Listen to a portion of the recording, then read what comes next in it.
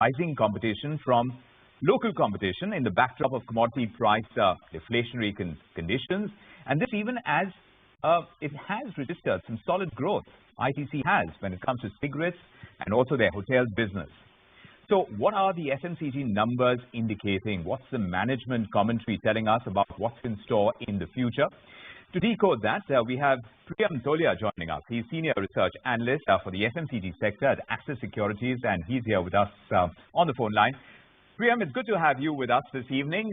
You know, from the earnings that have been reported, ITC earlier this evening and Nestle and HUL earlier, which makes them a significant subset of the FMCG sector in India, would you flag off any areas of concern? Because we are coming out of an inflationary time and the pressures were only too evident when it comes to their volumes that they're reporting, the margins growth.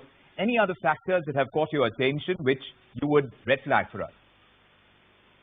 Yeah, the main flag would be the competition. So the competition is coming up as the raw material prices have come down, right? So any companies which have the portfolio such as the HUL, right, which are they are into mass, mid, and premium side of the portfolio. So yeah, the competition impact would be larger for the players like HUL.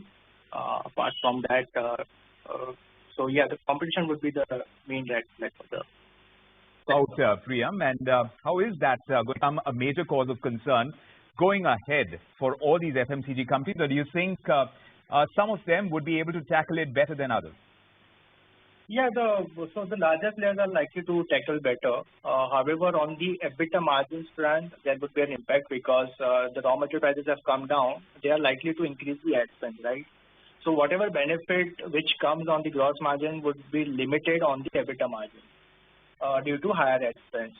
So yeah, the larger companies are likely to tackle, but it will come with a cost which would be impacted on the EBITDA margins, which we don't expect that there will be much margin expansion, but there won't be a major impact on the margins as well.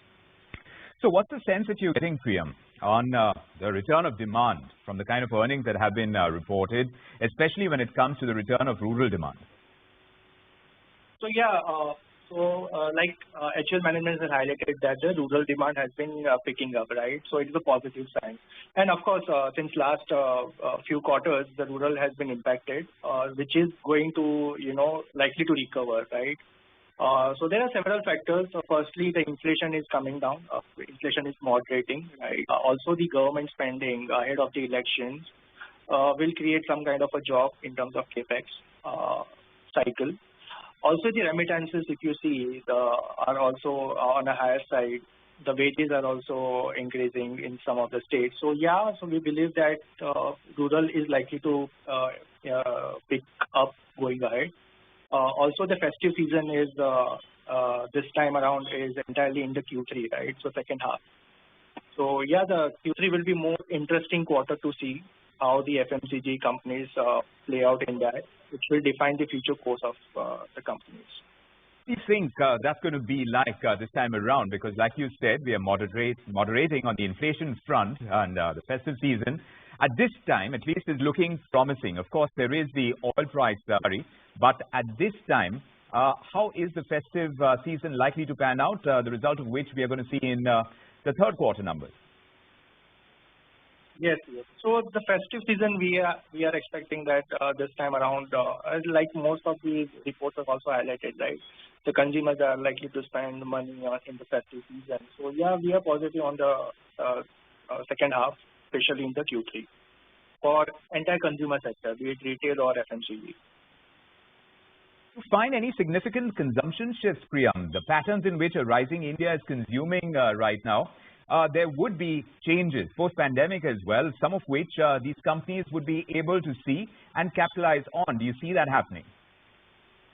So yeah, most of the companies are doing the premiumization trend, premiumization agenda, right? They are into premiumization. So So yeah, the rural consumers are looking for premium products, but due to affordability, they are not looking for the larger packs, but they are actually going for the lower packs, right?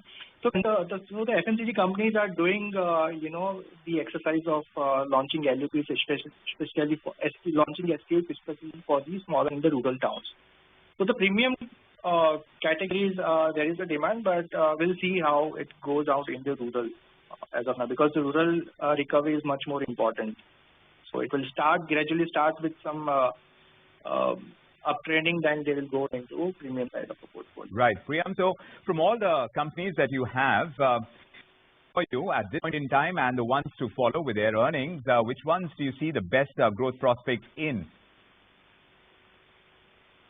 So as of now, the earnings season has come for earnings results have come for the Nestle, HUL, ITC. So our pecking order would be Nestle first, then ITC, then HUL.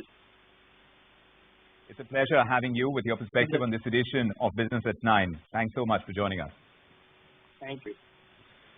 Meanwhile, our attention shifts to the big fat Indian wedding. When it comes to consumption, it can't get bigger or fatter than that. According to industry estimates, a staggering 4.25 lakh crore rupees are going to be spent across India, and this is going to happen in the upcoming wedding season.